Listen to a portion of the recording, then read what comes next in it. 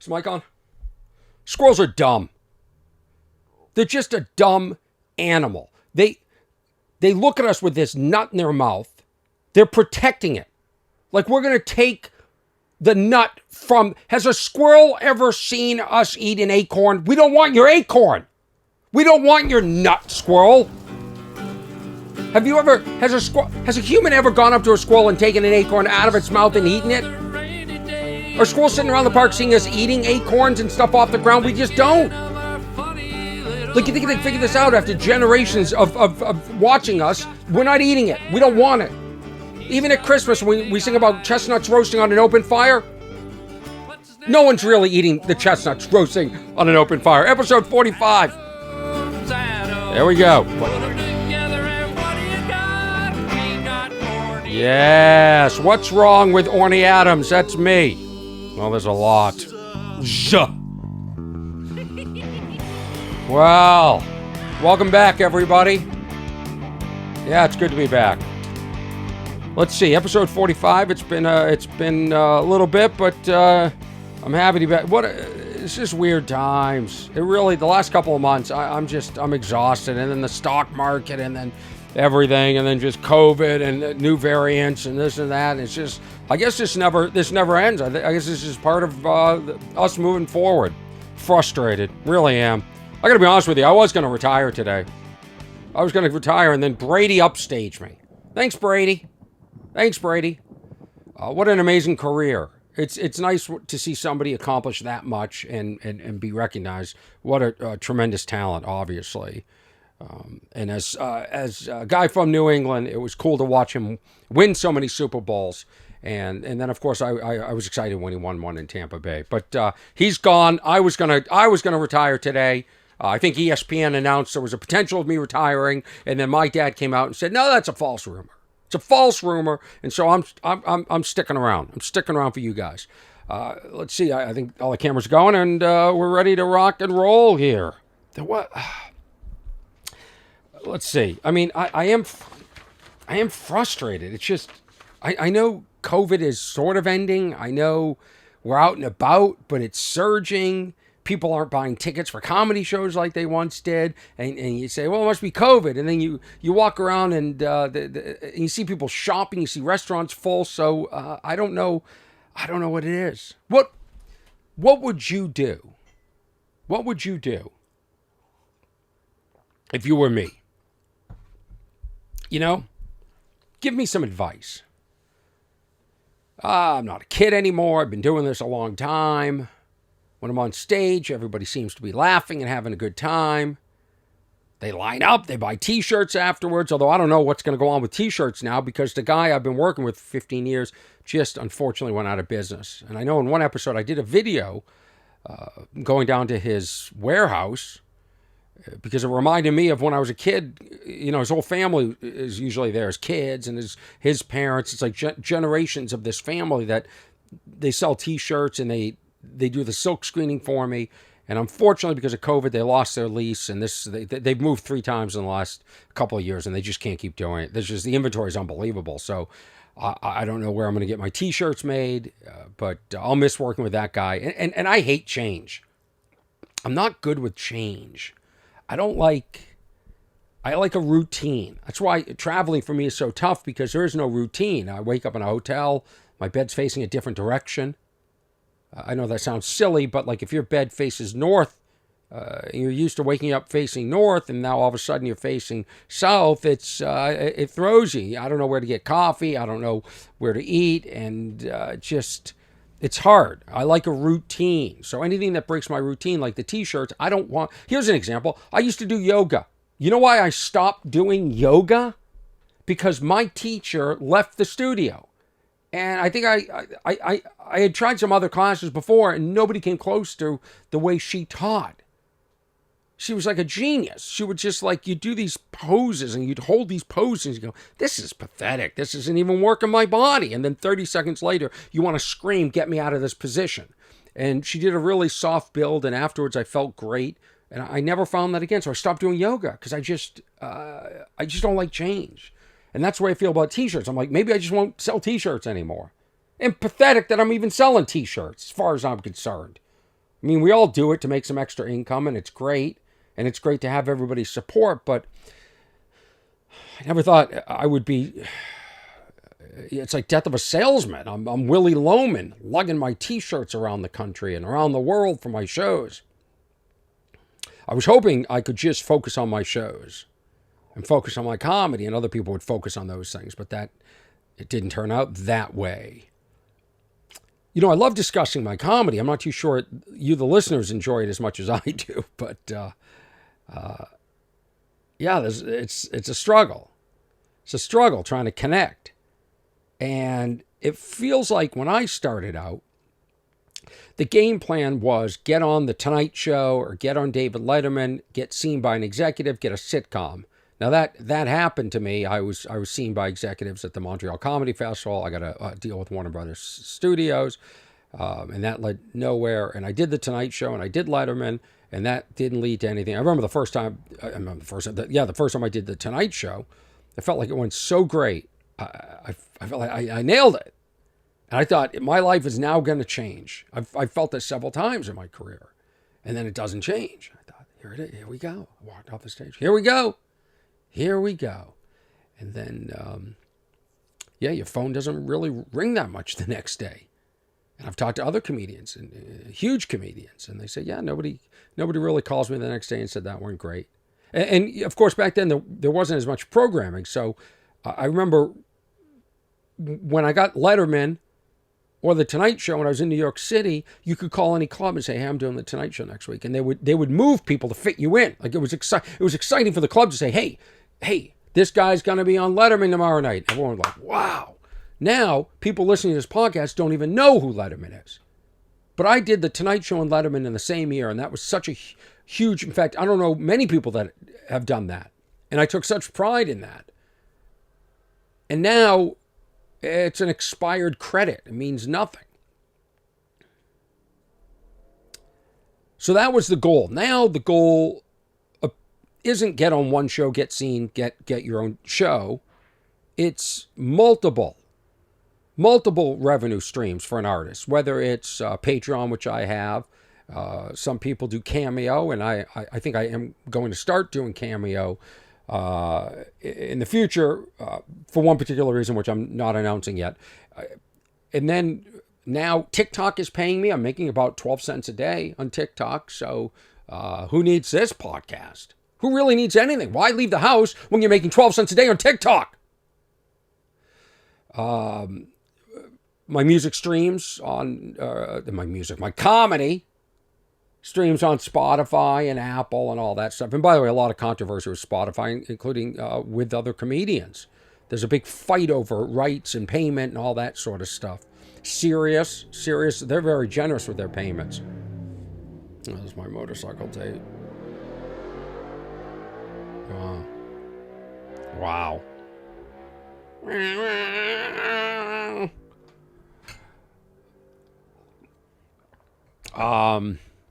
T-shirts, another revenue stream, doing stand-up comedy, some TV here and there.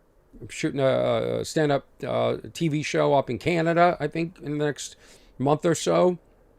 So that's sort of become the new, just, hey, take a little here, a little here, a little here, a little here. In fact, most people I know don't even really care about getting a TV show. Some people are making so much money on their podcasts and self-produced content, they don't need the networks anymore, which is really, that's a beautiful switch. That's really something kind of cool that's happened in my lifetime. So I don't know what to do because I love doing stand-up comedy. And have you seen me? Have you seen me live? Not the clips. Live. I put up a live moment the other day on TikTok and Instagram and probably Facebook of a moment from my shows in Chicago. I was getting so comfortable up there. In fact, a comic from Boston commented underneath, you got to really work on feeling comfortable on stage. I was sitting in that chair and I was riffing. I was working on there's a bit I've been doing for a while, although I stopped doing it about the early worm catch. The early bird catches the worm. And I was saying, but what are the worms telling their kids? Sleep in? Because the early worm gets eaten. Something like that. Or like what they don't tell you is the worm. So and I was on stage and I was like sort of workshopping. You can really see I'm in the moment. I'm sitting in the chair and I'm laughing and I go, and I'm laughing. I go, because I screwed up the wording. I swear I'm not drunk. And it's such, to me, I want to say beautiful moment, but a self-described beautiful moment is a weird thing to say, but it was, for me, it was a moment where I said, I'm glad this was captured. Wish the audio was better. Wish the Chicago Improv would figure out their audio on their recording systems. But I thought, this is really a cool moment. This is how I create on stage, and to feel this comfortable. That's what I love about live shows. I don't get that when I'm doing TikToks. I don't get it when I'm doing this, and I can do multiple takes. If I don't like the squirrel bit at the beginning, I can restart it, and that's what happened on this podcast. I could play the other versions at some point if you wanted to. But what if you were me? What would you do? What would you do when I get the ticket counts and I see how many tickets are sold? Now I don't want to be involved in that. I want to show up. I want it packed. I want it packed. When a comedian performs, there's two shows you can do. I do shows in LA, and oftentimes people don't know who I am. They just come out to see a show, or maybe they come out to see another comedian on the show. There's 5 of us on the show. Sometimes there's a bigger name. And to perform in front of those people that don't know me, and to see them sort of skeptical when I walk out, but to see me grow on them, to see me win them over, I love that.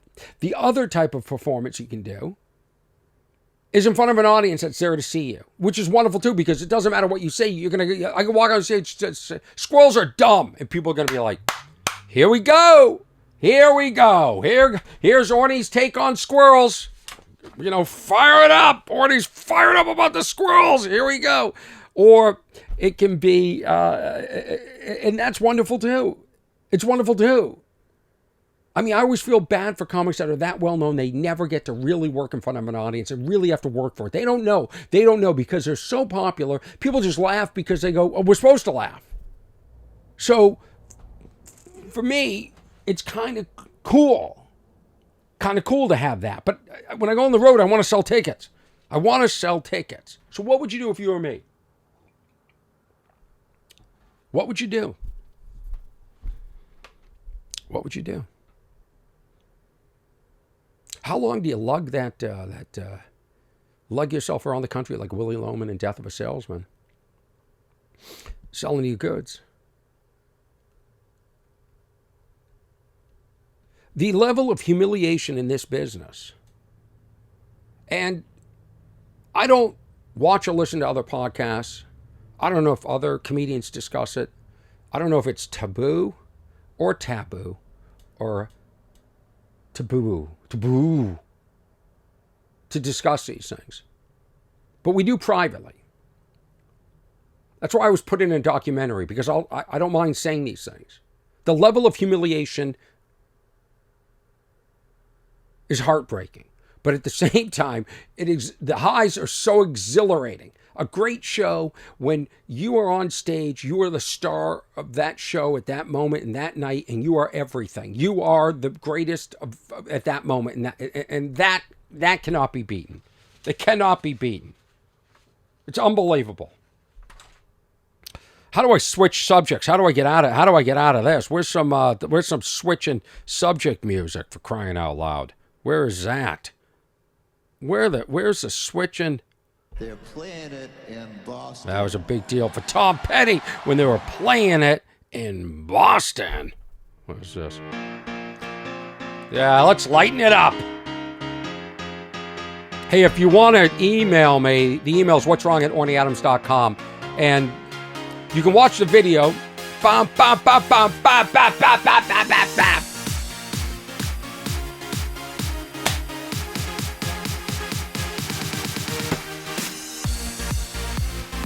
You can watch me dance if you get the Patreon. I feel like I just broke this seat.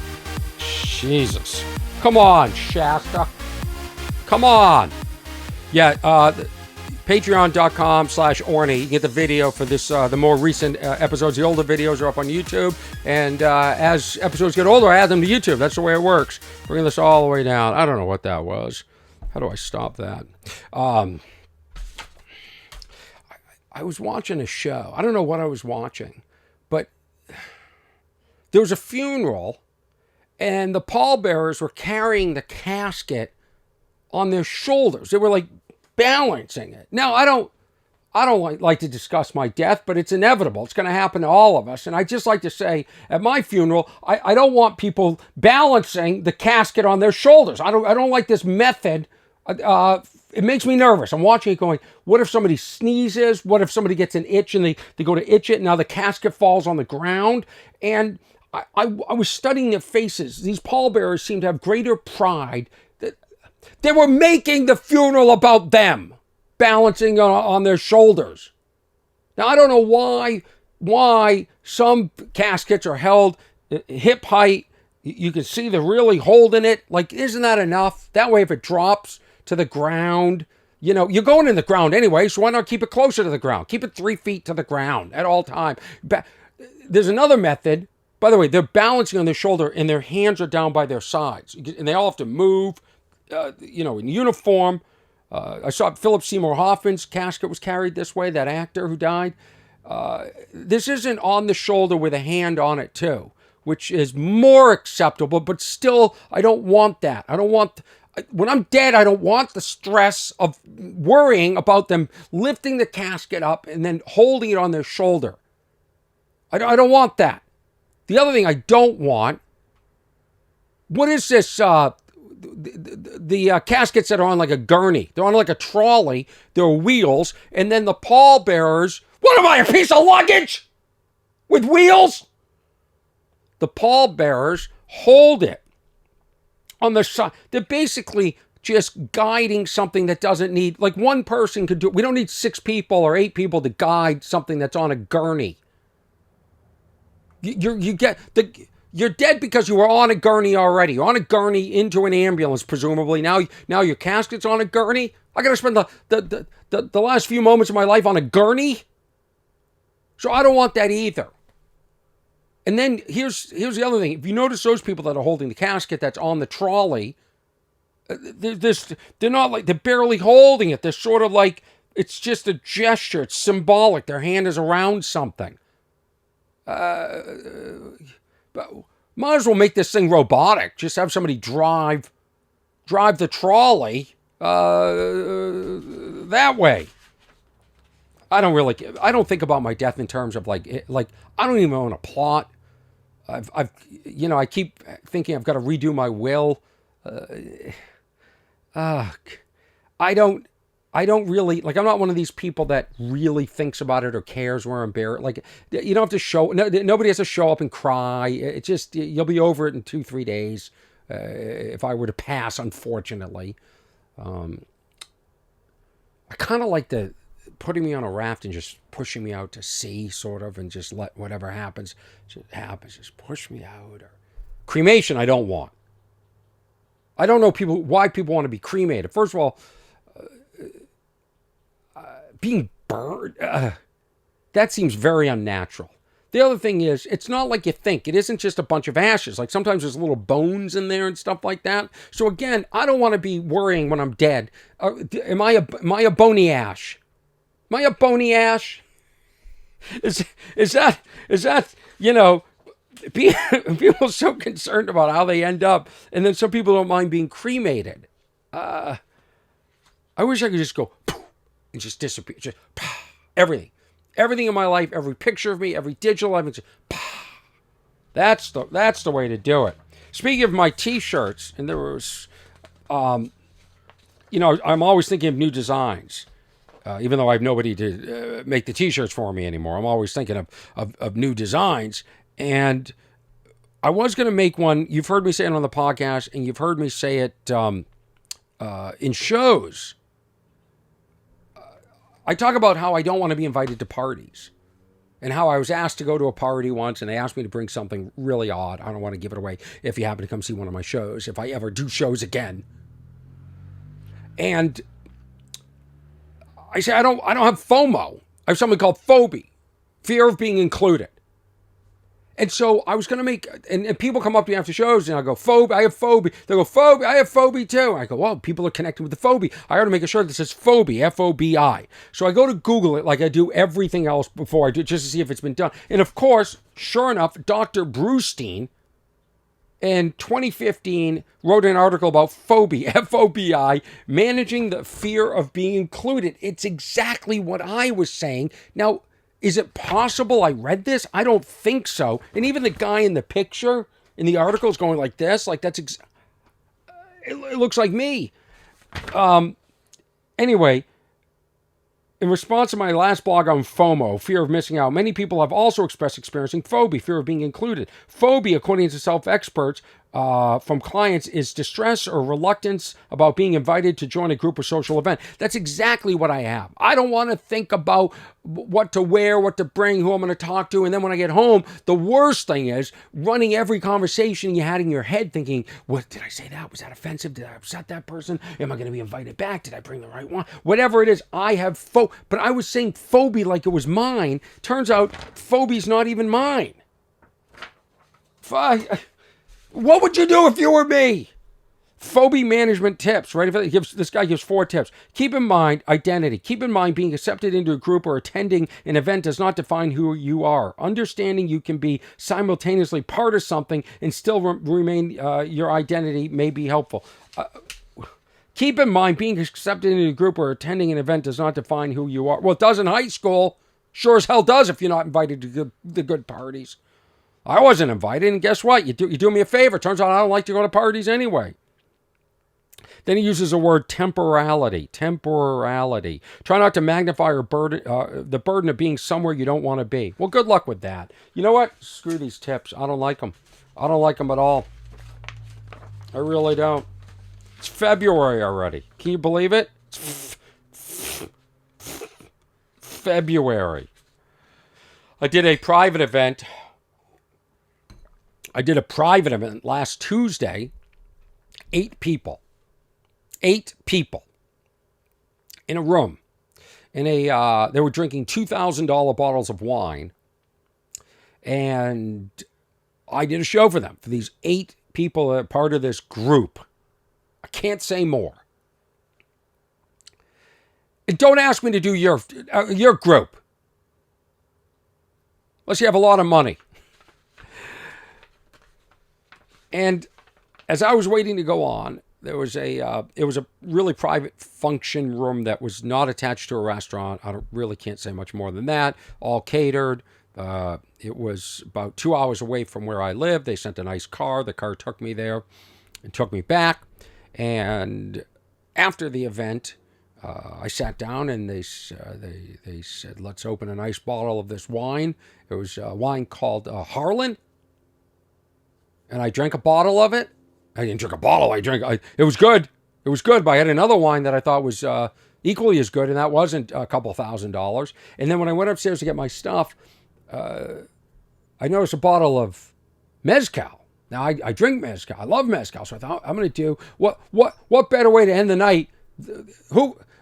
Chasing wine with a little mezcal. So I take a shot. I'm like, I really like this mezcal, and I think you guys know I like mezcal. I'm a mezcal drinker. I like it. It used to have the worm in it in the old days, but that disappeared.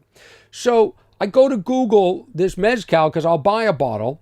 I'm not going to say what the brand was, but it's called Pachuga. It's mezcal, and the name of the brand, and then Pachuga. Pachuga's like a style of mezcal. Well, ready for this? I am gonna puke right now discussing this, and I'm not even kidding. Pachuga translates in Spanish to breast. Mezcal de Pachuga. I'm gonna throw up. I really am. I don't know why this makes me so sick. It makes me sick. Do we even know what's in our foods? I'm gonna read it. I'm trying not to throw up. All right. Mezcal. I'm going to throw up. Oh my God. I don't know why this makes me so sick to think about. Mezcal. Oh my God. Mezcal de Pachuga is made when a finished mezcal is redistilled. Okay, they distill it like 3 times. Then on the 4th distillerization, Mezcal de Pachuga is made when a finished mezcal is redistilled with local fruits, grains, nuts, and a raw chicken or turkey breast is hung over the still, cooking in the vapors. The vapors from the mezcal go up into the raw chicken. Raw chicken's going to make you puke. And then the raw chicken drips into the mezcal. Okay, I said it and I didn't throw up. You thought the worst part of mezcal was the worm in the bottom. If you see Pachuga mezcal, and it is not cheap, thank God. Thank God a majority of you cannot afford this because it's cooked. I eat chicken. I'm going to throw up. I eat chicken. Oh, the thought of raw chicken dripping into my mezcal. How is this not on the label? Warning, raw chicken or turkey was used to make this mezcal. Sorry, I'm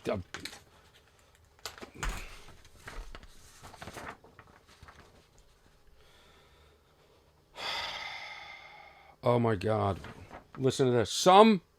Because I was trying to figure out why isn't liquor vegan? Isn't it just made from like potatoes for vodka or grains or beers? No. Some wineries may use animal products such as isinglass.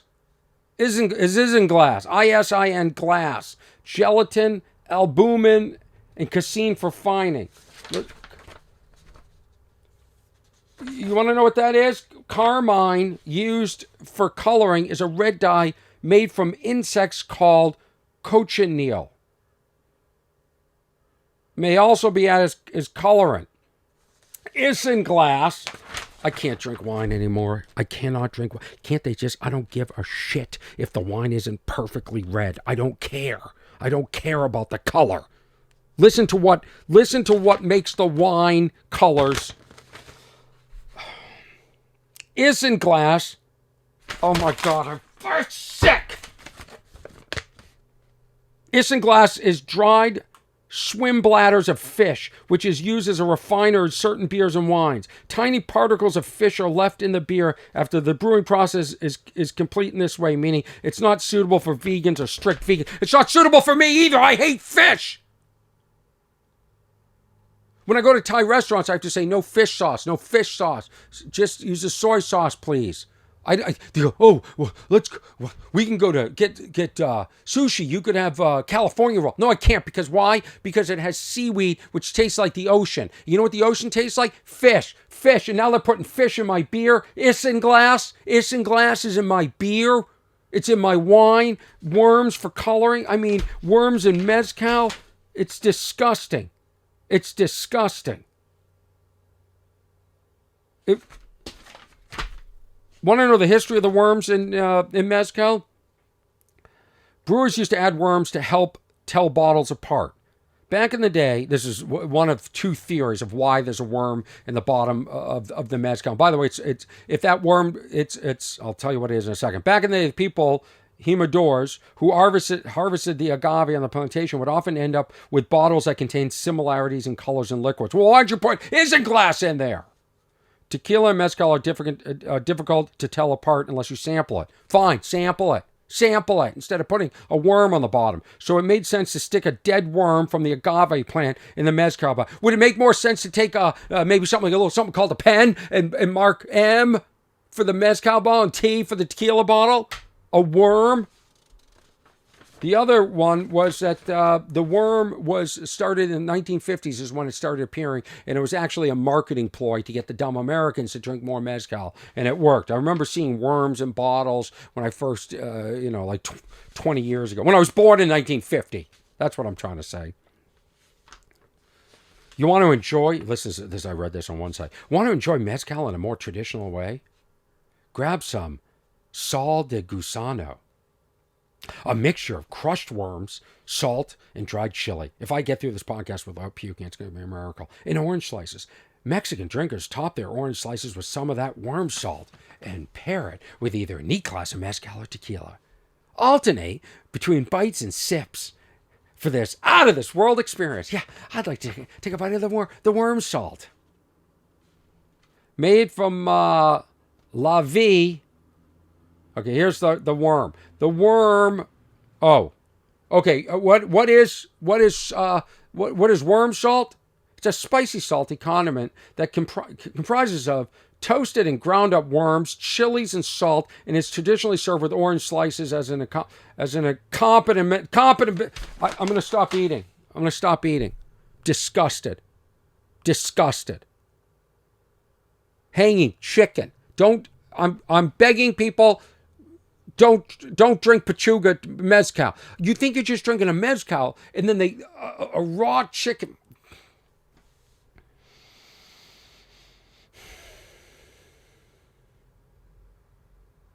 Which, in my estimation, does nothing.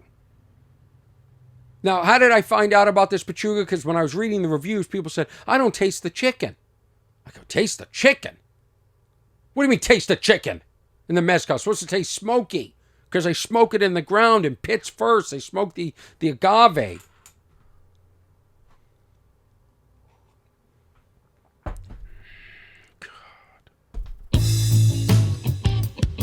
I need a break. The email for the podcast is what'swrong@ornyadams.com. That's the email.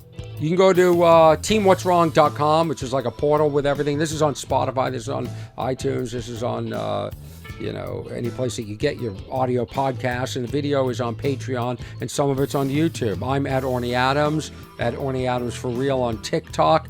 Check out that video on TikTok. You might dig it. I notice my stand-up videos don't get as many views as some of my other videos on TikTok. And I'm all about the views now that I'm making about 12 cents a day. I'm all about the views. I gotta show you this. Look at this. Look at this beautiful piece of pottery. What happened to the pottery, Orny? Does this song ever end? This is a piece of pottery that I broke and then glued together. Yeah, that's right. This is something called Kintsugi. Am I saying that right? Kintsugi. It's the Japanese art of repair. Kintsugi means joining with gold. This century-old art is more than an aesthetic. For the Japanese, it's part of the broader philosophy of embracing the beauty of human flaws. So, I broke a piece of real art in my house. I had a wooden sculpture, and it fell over, and it broke. And one of my friends said, well, you should repair it using glue and gold coloring. It's a Japanese tradition. It's beautiful that it broke. And that's part of the history of that piece, and so on and so on. I go, that's kind of cool. I kind of like that. I don't mind that there's flaws and that I ruined this person's art, and now their art has a new story. And so that person, as a gift, gave me this. It is it's a kit where they send you, believe it or not, a bowl that's in one piece, and it's beautiful. And it's perfect. And they tell you, break it, screw it up, and then glue it together. Well, here's a video of me going through the process here of this Kintsugi. If I'm saying it right. Where's this? Hold on. Grab this. Okay, ready? Here I am. I put it in this gold bag. This was one time beautiful. It was one time beautiful. I put it in this gold bag, and I dropped it. And it's smashing in here. It's very loud. And then I start gluing it together. Here I am dropping. Did you get that? Now look at how many pieces of this pottery are in this gold bag. It's in 30 different pieces. Some are small, some are bigger. I'm laying out the pieces on the table. And then I get the glue. I mix the glue with the gold flakes that they gave me. This is not a cheap gift, by the way. Hell of a gift. I now have a to-do. There I am gluing the pieces of the pottery together. And this is where I know I have a problem. Look how sloppy it is. And then it didn't stay together. Then it fell apart. And by the end, this is what I have. And it looks, on the side, it looks like somebody shot it with a bullet.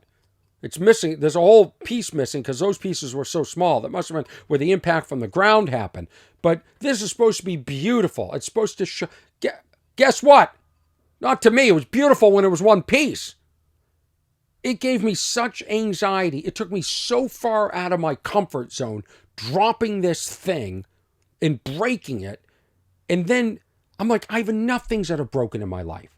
Enough things. Remember the last episode, my hard drives? Why don't I smash those and glue those together? This is an actual business. Now, I watched a video online, and afterwards, I should have watched it first, but I wanted to try and see if I could do this project on my own, reading the instructions. And, hey, take a look at it, everybody. It appears I didn't. It appears I failed. There's glue all over the place. You can see all the glue marks. And now, what do I do with this? Am I supposed to put it in my house? This gift was Better Homes and Gardens. So this, I don't know the brand, but I have enough things that are broken. Now people are giving me stuff to break and fix. This is what's wrong. This is what's wrong with the world. This project, Kintsugi, and watch the video, because the person that does it actually does it very well. Of course, she has spa-type music playing in the background. I'm sitting there going, this sucks! Stupid gift! Worst gift I ever got! And I had to do it because the person would go, well, have you done it yet? Have you done it yet? So I thought, you know what? I'll shoot a little video and I'll do it and I'll send it to that person and I'll ruin my day. Ruin my day. You want to know what's wrong? Kintsugi's wrong. Now I understand if something's broke. Then I don't even have the clip. I started breaking other things in the house. I started taking other pottery going, I can conquer Kintsugi. I can win this over. I can do it. And no, I suck at Kintsugi. That's what's wrong. Thank you so much. Episode 45. What's his name, Kev? Orny Adams. Kintsugi. Hey, people making a liquor, stop hanging raw meat, raw chicken over it, dripping it into the fumes of the thing. I want to thank you, the listeners. Without you guys, this would just suck. It really would. I want everyone to stay safe. I'm going to see you out there. I'll be doing my shows. I'll be out and about. And feel free to email me anything, any concerns at what'swrong@ornyadams.com. Thank you, Ernesto Hurtado, for polishing the audio, bouncing it, getting it up, getting it ready for you guys to listen to. This episode will be up today, the first day of February. That's right. Thank you, Tom Brady, for all those great years. Really cool. And squirrels, you keep putting those nuts in our face, and we're going to start taking them from you. Trust me. Trust me. Thanks, everybody.